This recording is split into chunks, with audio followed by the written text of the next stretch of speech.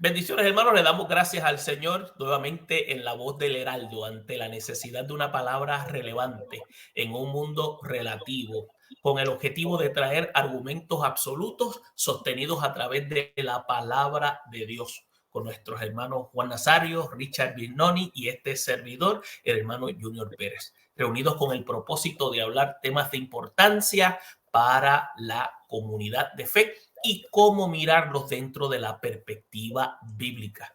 En esta ocasión vamos a estar hablando de unos conceptos bien importantes. Vamos a estar hablando de lo que es el mileniarismo, pero dentro de tres perspectivas. Y me corrigen Juan o Richard, dentro de lo que es el premileniarismo, el amileniarismo y también lo que se conoce como el postmileniarismo dentro de los órdenes establecidos, y vamos a estar viendo cuáles son las posturas. Y queremos resaltar algo importante. Estos son asuntos periferales. Esto no tiene que ver nada con la salvación, sino más bien son líneas de pensamiento que se presentan dentro de la comunidad de fe. Por lo tanto, es algo sumamente importante que nosotros los creyentes sepamos del mismo, cómo trabajarlos, cómo entonces analizarlos dentro del marco escritural y también cómo entonces atenderlos de tal manera que podamos llegar a nuestras propias conclusiones de manera responsable. Dios te bendiga, Juan, Dios te bendiga, Richard, bendiciones en esta hora. ¿Cómo estamos? Dios le bendiga a ambos y Dios bendiga a la membresía y los hermanos que nos oyen a través de su programa La Voz del Heraldo. Sí, este tema es un tema que por lo regular dentro de nuestras comunidades de fe, entiéndase en este caso nuestras iglesias, es un tema que no se habla muchos, casi siempre estos temas se hablan en los seminarios, en los institutos bíblicos, pero incluso es muy raro que se hable con mucha profundidad en las escuelas bíblicas y a veces en los estudios. Pero queremos resaltar un poco sobre este tema dentro de esta sección a manera de conversatorio.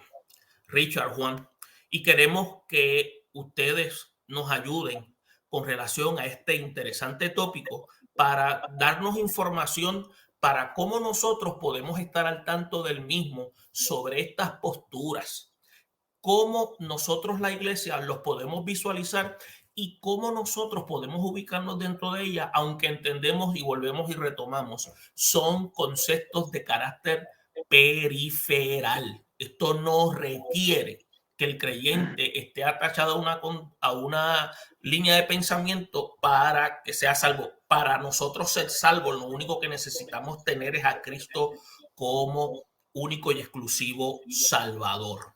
Juan, ¿qué tienes que decirnos con relación a eso? Correcto, Junior, como tú dices, esto es un tema que no significa que es un requisito para ser salvo, sino que es un tema que nosotros tenemos que estudiar para saber cuáles los diferentes procesos que existen dentro de la palabra de Dios para que nosotros nos ubiquemos en el que nosotros entendemos es el que está más claro en la doctrina bíblica. No significa eso que ninguna de las posturas se sostenga, que no se sostengan con la palabra, la sostiene, pero hay que ver que en cuál de ellas no caigamos en un proceso en que podamos entrar en una doctrina que pueda causarnos a nosotros un poquito de problema en el entendimiento de cuál es la enseñanza de la escatología bíblica. Y por eso vamos a estar presentando cuáles son las principales perspectivas sobre este tema de los últimos tiempos.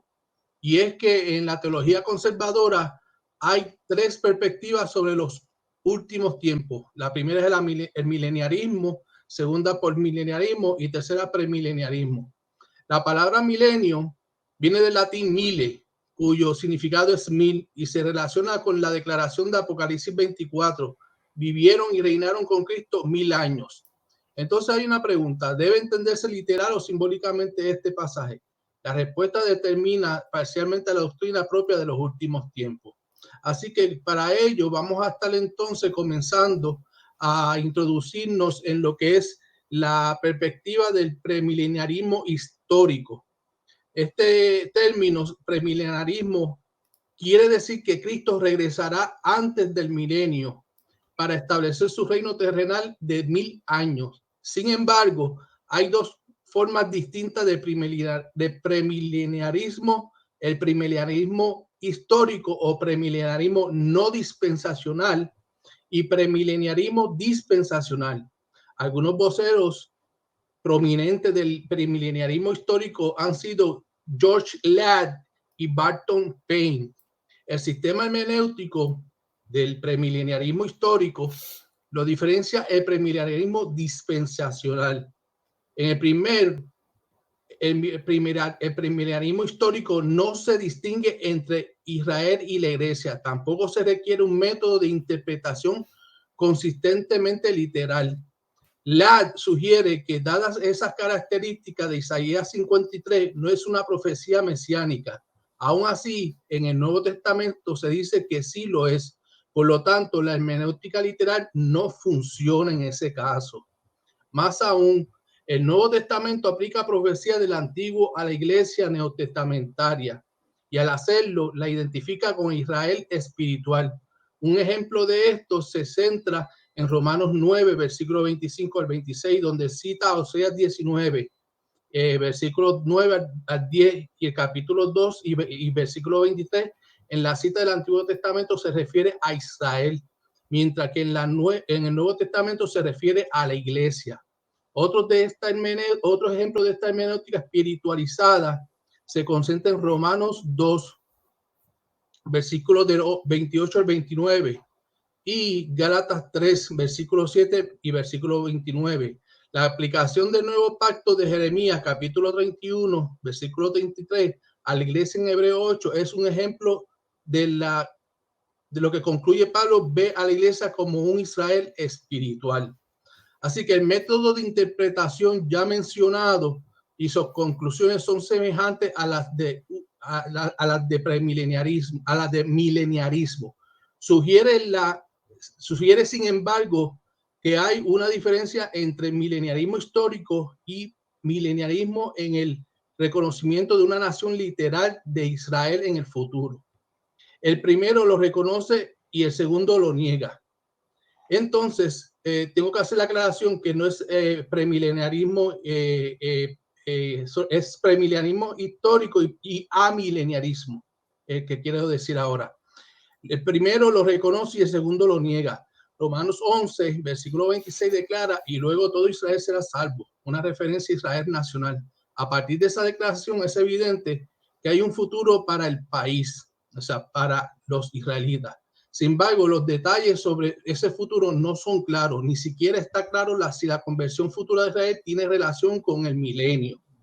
Entonces, hablando de la tribulación, dado que el arrebatamiento pretribulacional está ligado a una clara diferenciación entre el programa de Dios para Israel y su programa para la iglesia, y como algunos premileniaristas históricos no aceptan esa distinción, el premileniarismo histórico reseña que la iglesia pasará por la tribulación. George Ladd argumenta que esa es la creencia de la iglesia primitiva e incluso argumenta que los términos griegos relacionados con la venida de Cristo, parusia o epifanía, no distinguen las dos venidas diferentes, como reseñan los partidarios del arrebatamiento tribulacional.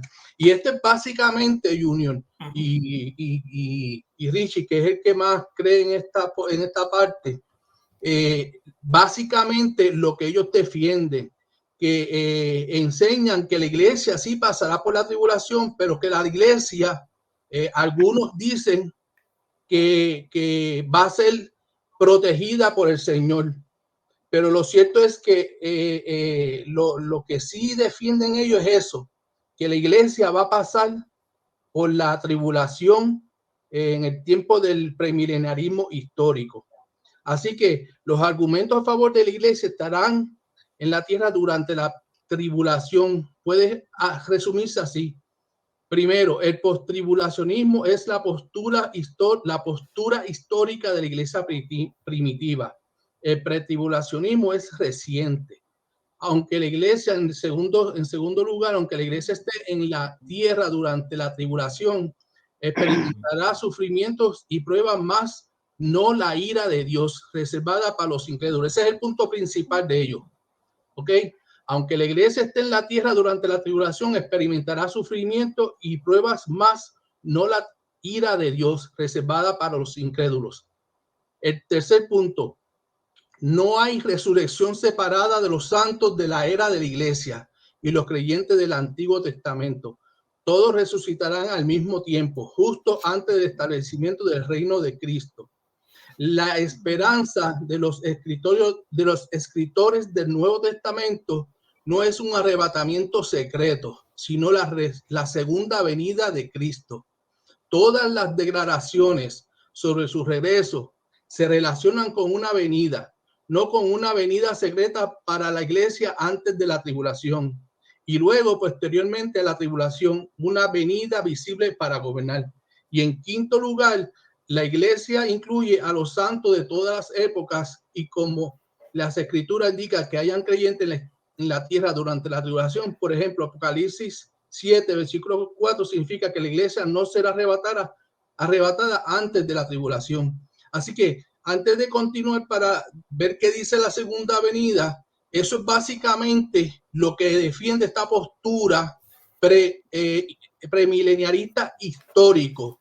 Y pues me gustaría que ustedes, si tienen algún comentario, lo compartan ahora antes de seguir a la segunda parte de esta perspectiva, que es la segunda venida, el milenio, que serían las últimas dos partes de esta exposición. Richard, por favor. Amén, amén. Dios lo bendiga. Como estaba diciendo el hermano Juan, el premilenialismo histórico es la primera posición escatológica que existió en la historia de la iglesia. O sea que ese fue el primer posición escatológica que la iglesia sostenía por los primeros 300 años de acuerdo a la historia.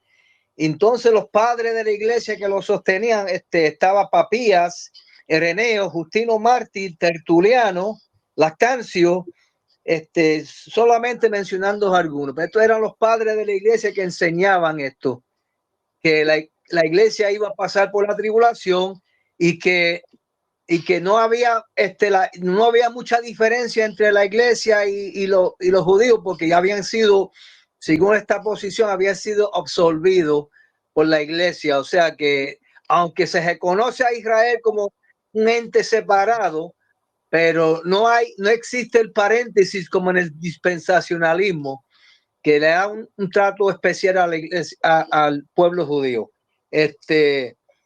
Y el premilenialismo, ¿verdad? Como estaba diciendo el hermano, enseña que la iglesia va a pasar por la tribulación, no va a ser afectado por los juicios de Dios, sino va a ser afectado por la persecución del anticristo. O sea, que los juicios de Dios no van a afectar a la iglesia, sino que van a afectar solamente a los pecadores que no tengan el sello de Dios en su frente, pero la iglesia no va a ser afectada por los juicios, sino por las persecuciones, como siempre lo ha sido a través de la historia. Y entonces el arrebatamiento no va a ser nada secreto, porque no hay nada en la Biblia que dice que es secreto. Nunca lo ha habido y nunca lo habrá. Dice que cuando él venga, va a venir por segunda vez, dice el libro de Hebreos, todo ojo lo verá. O sea que el arrebatamiento y la segunda venida es un solo evento, de acuerdo a la posición premilenial histórico. Es una sola evento, no está separado como el dispensacionalismo, que lo separa como primero, como antes de los 7 años de tribulación, y que va a ser secreto. Pero para el premilenialismo histórico no está separado, que es un solo evento. Y la palabra que se utiliza para la segunda venida y para en las porciones bíblicas que los hermanos dispensacionalistas dice que se refiere al rapto secreto, es el mismo palabra parusia que se usa para la segunda venida. O sea que todo, a través de todas las escrituras, la palabra griega parusia es la que se utiliza para referirse a la segunda venida de Cristo, y inclusive los pasajes de Primera de Tesalonicenses 4, 15 a 16, que muchos hermanos dispensacionalistas utilizan para decir que se refiere al rapto secreto. Entonces, podemos ver aquí claramente que esta posición es la que se sostenía los primeros 300 años. Pero ¿qué sucede? Todo lo demás básicamente es igual. O sea, aparte de que va a haber la diferencia entre el arrebatamiento va a ser después de la tribulación y antes de la tribulación, de acuerdo a los dispensacionalistas, pero todo lo demás es básicamente lo mismo, tú sabes, ¿no? Entonces va a haber dos resurrecciones. Los justos van a ser resucitados cuando Cristo venga por segunda vez, y los pecadores van a ser resucitados después del milenio. O sea, que eso lo mismo lo sostiene la iglesia, los premilenialistas históricos, que los premilenialistas dispensacionalistas. Entonces, bueno, quiero entrar en, después hubo un cambio en el tiempo de la iglesia, o sea, ¿verdad? No voy a entrar en detalle, pero simplemente lo voy a mencionar como introducción, que cuando la iglesia se convirtió en la religión oficial del Estado, entonces ahí fue que hubo un cambio escatológico en la iglesia. Entonces reinterpretaron la escatología, y entonces ahí fue que empezó el amilenialismo. Ok, pues fíjate, Richard, vamos a ver si podemos resumir, y Juan, esto que acaban de ustedes decir, a ver si mi mente da, para ver si la audiencia también pudo captar y me van corrigiendo, porque es mucha información. O sea, quiere decir que tanto el premilenialismo histórico y el premilenialismo dispensacional son dos sistemas diferentes de escatología. ¿Estamos claros? Sí. Ok. Entonces, también se puede decir que el premilenialismo histórico enseña que la iglesia ya estaba en la anticipación de la profecía del Antiguo Testamento, mientras que el dismo enseña que la iglesia casi no se menciona por los profetas en el Antiguo Testamento. Perdóname, ¿cuál fue la segunda parte? O sea, si el premilenialismo histórico enseña que la iglesia estaba en la anticipación de la profecía del Antiguo Testamento, mientras que el dispensacionalismo enseña que la iglesia casi no se menciona por los profetas del Antiguo Testamento. O sea, estaba en la mente de Dios, pero no estaba en la boca de los profetas. Bueno, yo entiendo que la palabra es clara y menciona que la iglesia se deja saber que es una entidad que va a ser parte de ese pueblo que va a ser arrebatado después de que surge Pentecostés. Sí, eso es indiscutible. Lo que estoy mencionando es que estaba en la mente de Dios, pero no estaba en la boca de los profetas. Entonces, no hay nada específico. No hay nada específico. Exacto. Estaba en la boca de Dios, pero no estaba en la boca de los profetas. La iglesia, porque la iglesia es un misterio. La iglesia surge ya en Pentecostés, pero ya estaba en la eternidad de Dios. Correcto. Ok, entonces también el premilenialismo histórico enseña que la época actual de la gracia se predice en el Antiguo Testamento, mientras que el dispensacionalismo sostiene que en la época actual fue lo que se llama inesperada en el Antiguo Testamento, y por lo tanto es lo que se llama, algunos dicen, como una especie de gran paréntesis que se introduce en la historia porque los judíos rechazaron el reino. Y esto es algo que está sobre la mesa, porque el término rechazar el reino implica que aunque ellos tuvieron el privilegio de ver nacer al Mesías, pero rechazan el privilegio de ser proclamadores. Bien. ¿Me doy a entender? Sí. Ok. Por lo tanto, quedan en un paréntesis escatológico, y uno de los ejemplos se puede notar cuando el batón se le pasa a la iglesia luego que los discípulos, la generación de discípulos más adelante, en otras palabras, los discípulos de los discípulos de los discípulos vienen a dirigir la iglesia, que son gentiles. Otro aspecto, el premilenialismo histórico es post-tribulacionismo o premilenialismo dispensacional, que generalmente prácticamente abarca el punto de vista pretribulacional. Sí. Ok. Entonces, podemos señalar también que el punto de vista premilenial del fin de los tiempos es, por tanto, superior en dos formas distintas. El premilenialismo histórico y el dispensacional, esos son dos. La Biblia contiene lo que se llaman bastantes profecías sobre el futuro, donde el Nuevo Testamento habla de manera extensamente sobre el retorno de Jesús, como estaba hablando Richard. Y entonces el marco más claro lo da Cristo en Mateo 24, cuando le habla a los discípulos sobre lo que va a ocurrir dentro de un marco escatológico, porque Mateo 24, si tú analizas, hay una profecía inmediata que le va a ocurrir al pueblo, donde se cumple mayormente en el año 70 del primer siglo, pero todo lo demás es escatológico de Mateo 24. Lo que ocurre en primero o en primera de Tesalonicenses 4, 16 al 18 es una declaración de lo que Pablo habla de manera sinérgica de la esperanza bienaventurada de la venida de Cristo en cuanto a lo que ha de suceder para lo que ha de ocurrir para el tiempo final.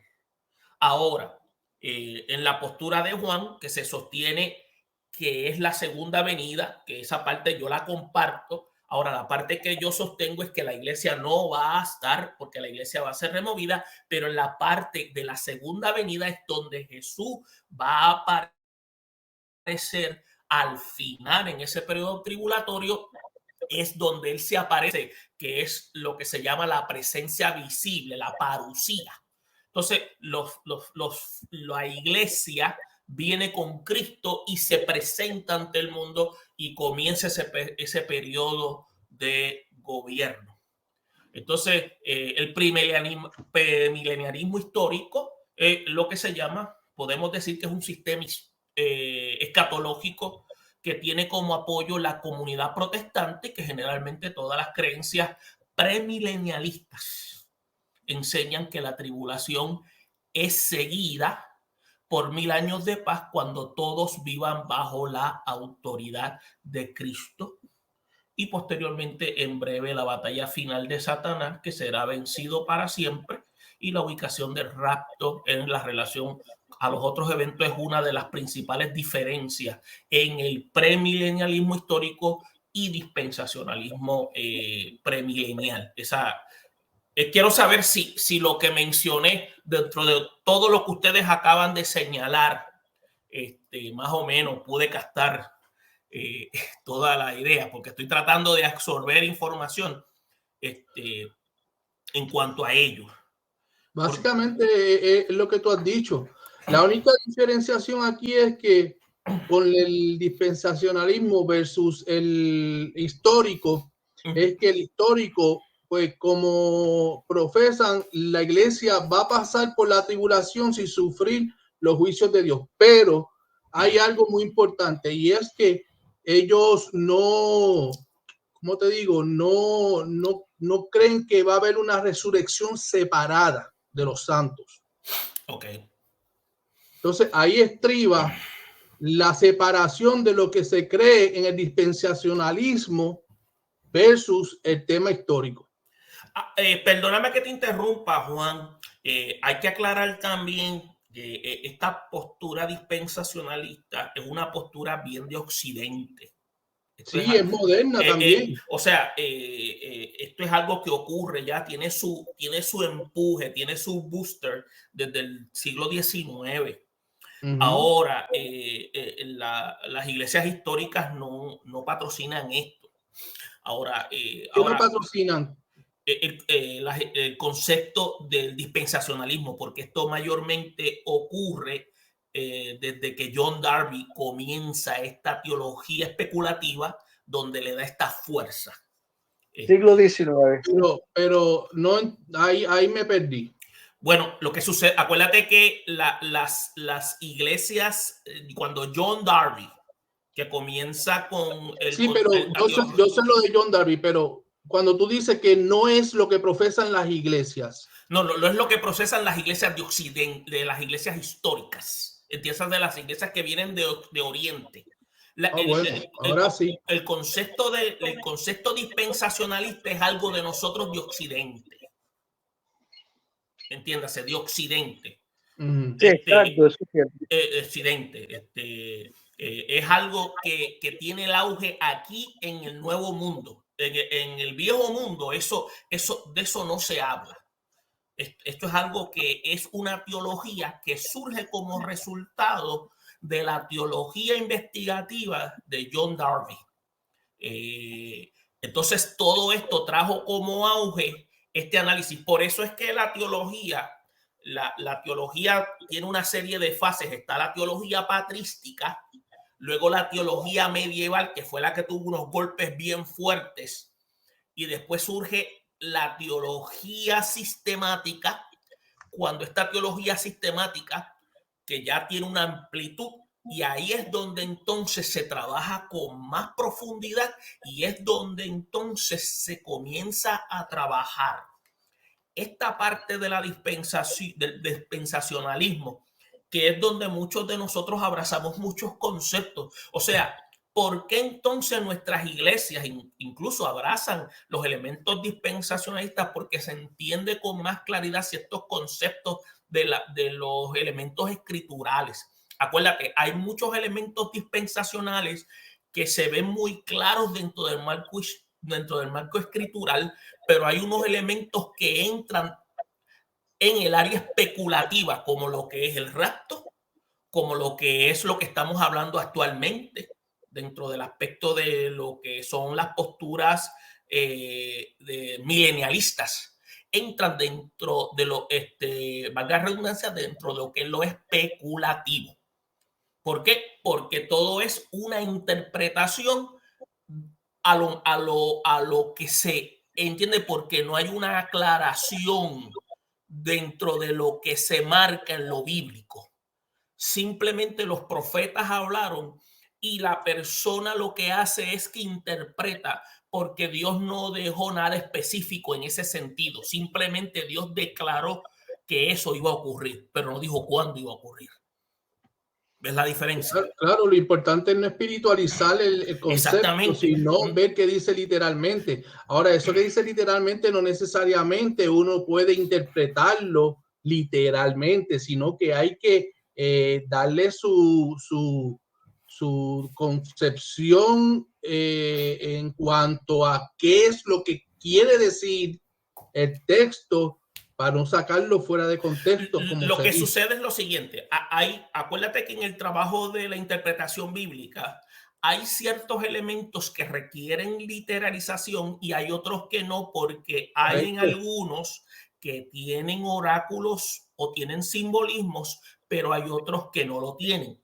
Exacto. Por lo tanto, el hermeneuta, el que trabaja con el texto, tiene que identificar qué género literario está trabajando para poder entonces distinguir cómo lo va a trabajar. Por ejemplo, el libro de Apocalipsis es un documento que mucho contenido tiene simbolismos y oráculos, como también tiene otras áreas que tienen contenido literal, pero no todo lo puede literalizar.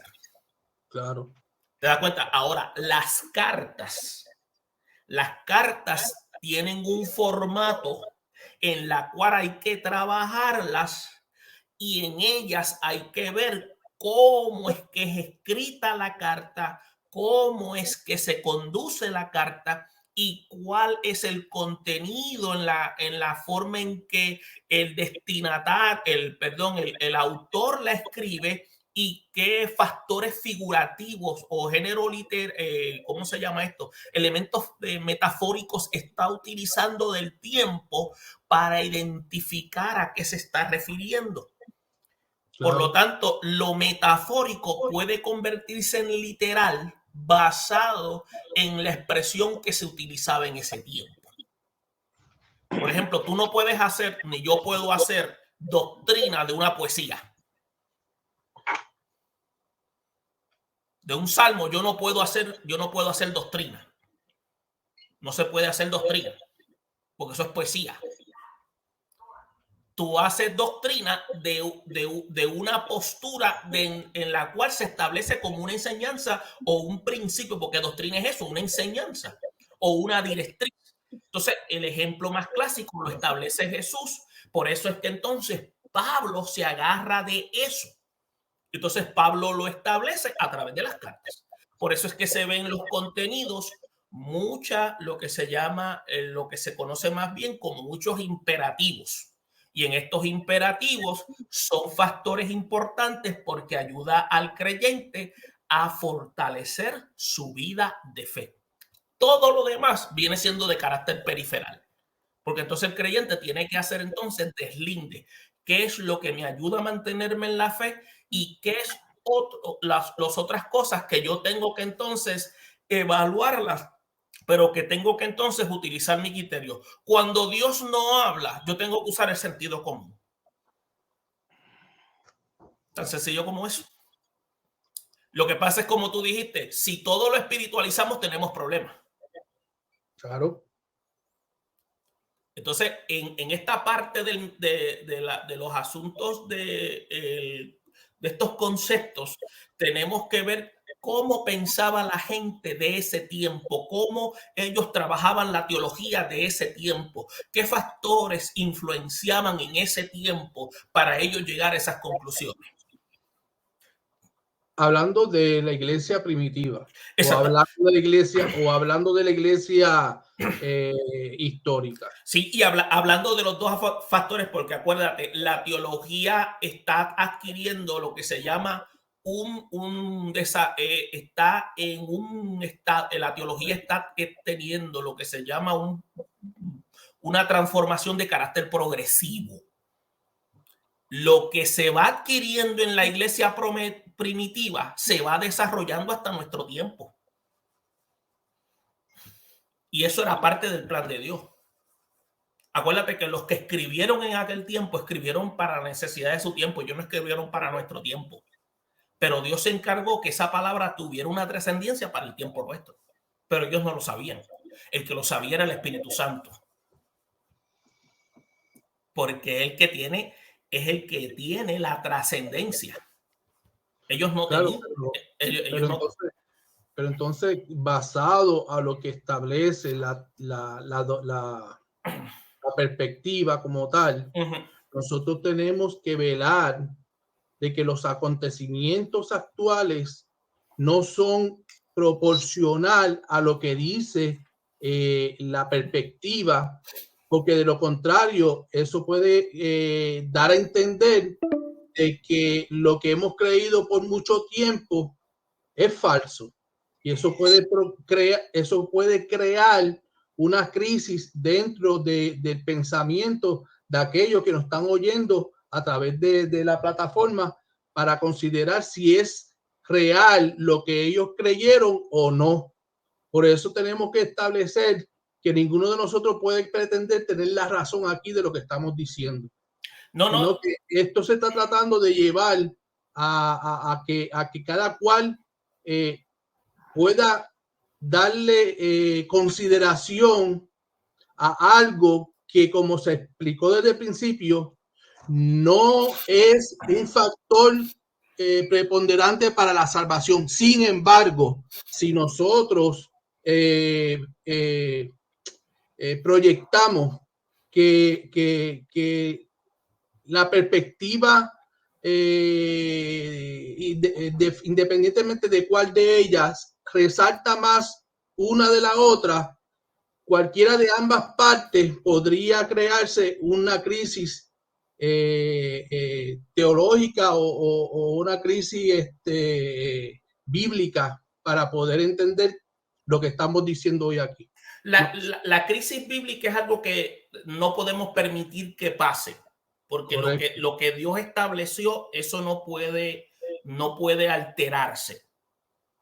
Lo que podemos, nuestra responsabilidad es invitar a que la audiencia haga su análisis bíblico para que se dé cuenta de lo siguiente. O sea, cada individuo cristiano es responsable de hacer su análisis escritural, tomando las herramientas responsables sin alterar el contenido ya establecido por Dios, lo que fue dicho en un término normativo y doctrinal, y que todo lo demás que está alrededor simplemente está como parte de lo que ocurre alrededor, pero lo que va a ocurrir ya Dios lo determinó por encima de todo lo que está ocurriendo alrededor. Eso yo no lo puedo controlar.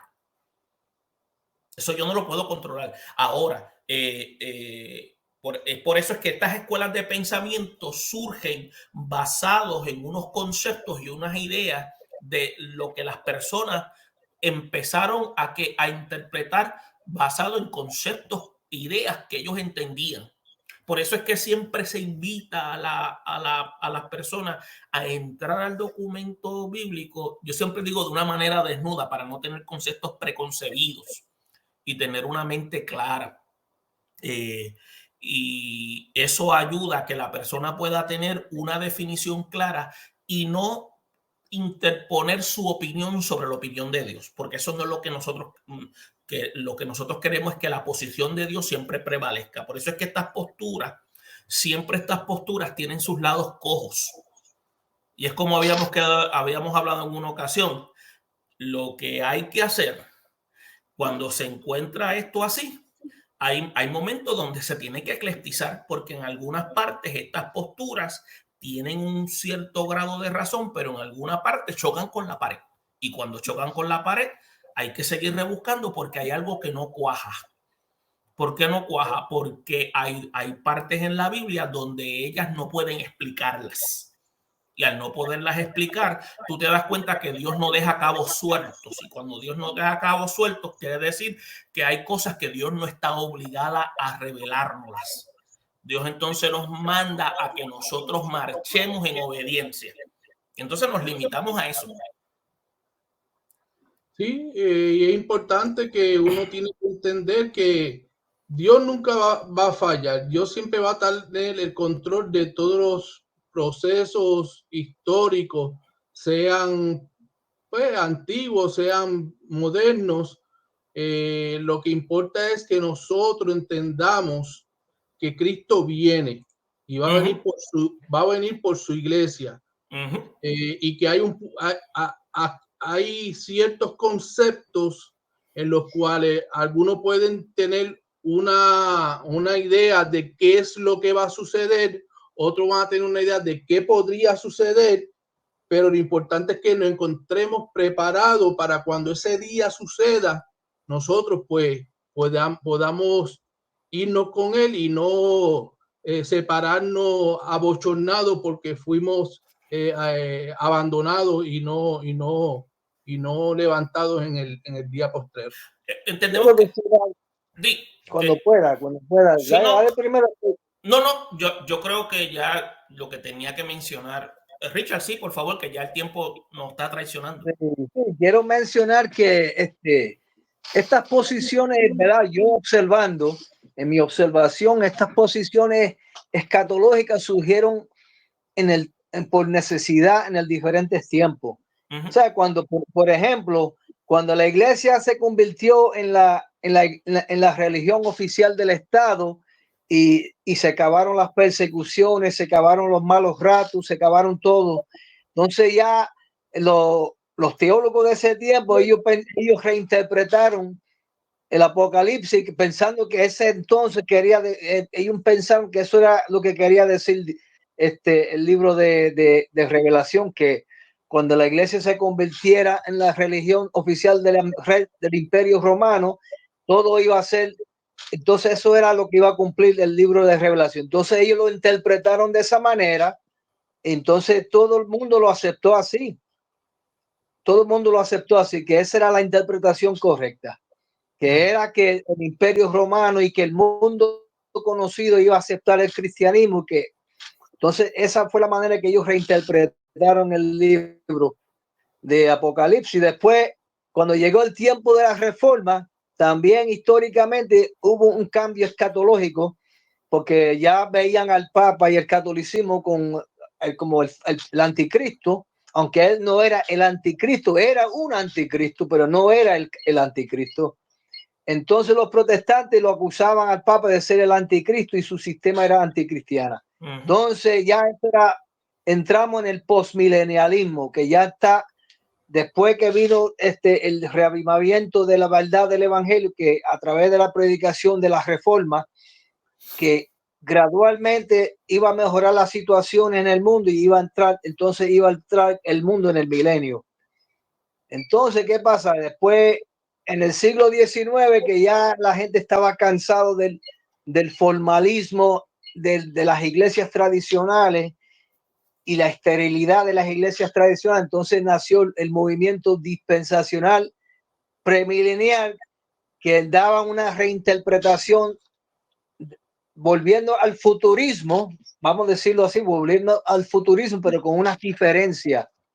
La diferencia era que, bueno, Darby, que es el padre del dispensacionalismo, que él nació en el 1800 y murió en el 1882, él afirma que él recibió una revelación de Dios que le decía que predicara sobre el rapto secreto. Y también había una adolescente en la congregación de Edward Irwin, Margaret McDonald, tenía una adolescente de 15 años de Escocia. Ella supuestamente recibió una revelación de Dios de que se predicara el rapto secreto. ¿Verdad? Estos son personas que recibieron supuestamente una revelación secreta de Dios, pero si nos vamos, ¿verdad? Si nos vamos a la Biblia, no hay nada que mencione sobre el rapto secreto, nada de eso está mencionado en la Biblia. Eso solamente, como estaba diciendo el hermano Junior anteriormente, eso son unas posiciones, unas teorías que surgieron para explicar, una interpretación que surgió para explicar algo que no había clara evidencia en las escrituras. Yo sé que queda... Perdón. Entonces eso es lo que sucedió, tú sabes, que viéndolo de esta manera, en cada tiempo ha habido unos cambios escatológicos para adaptarse a los tiempos. Pero en este tiempo que estamos viviendo ahora, hemos vuelto al futurismo, que era lo que el dispensacionalismo enseña, primilenial histórico enseñaba, y volvimos de nuevo al futurismo, que ahora se está enseñando, ¿verdad? De nuevo, que todo es para el futuro, que el anticristo va a venir en el futuro, que el reino de Cristo va a venir en el futuro, la segunda venida de Cristo y todo eso. Pero la iglesia originalmente se había apartado del futurismo, pero ahora en el tiempo presente hemos vuelto al futurismo, pero ahora el premilenialismo es que prevalece dentro de las iglesias hoy en día, es el dispensacionalismo, y y solamente algunas iglesias sostienen el premilenialismo histórico, algunas iglesias en este tiempo. Yo creo que tenemos que detenernos aquí. Junior, yo sé que quedan 5 minutos para terminar. Es importante que para la próxima los hermanos que nos estén oyendo sepan que nos quedamos en la parte de la segunda venida sobre la perspectiva histórica y el milenio. Y sería bueno, Junior, que como parte de tener la asignación de hacer una separación en lo que es al paso y rapto secreto. Porque yo entiendo que rapto secreto no existe, pero al paso sí existe. Sí, esos son conceptos. Vamos a explicarlo en la próxima, lo que es arpazo y lo que es parucía. Son conceptos distintos y vamos a explicarlo en la próxima sección. Pero vamos a detenernos aquí porque esto se ha extendido, no porque lo hemos creído, sino que esto es un tema que es bastante amplio. Por lo tanto, vamos a continuar la próxima sección y esperamos que ustedes estén con nosotros en La Voz del Heraldo ante una palabra relevante. Escúchenos bien, una palabra relevante, reunidos con el propósito de hablar de temas de importancia para la comunidad de fe y mirarlos dentro de la perspectiva bíblica con nuestros hermanos Juan Nazario, Richard Vignoni y este servidor. Nos vemos la próxima ocasión. Dios les bendiga, Dios les guarde y continúe con nosotros en sintonía. Bendiciones. Dios bendiga a todos. Bendiga. Bien. Amén.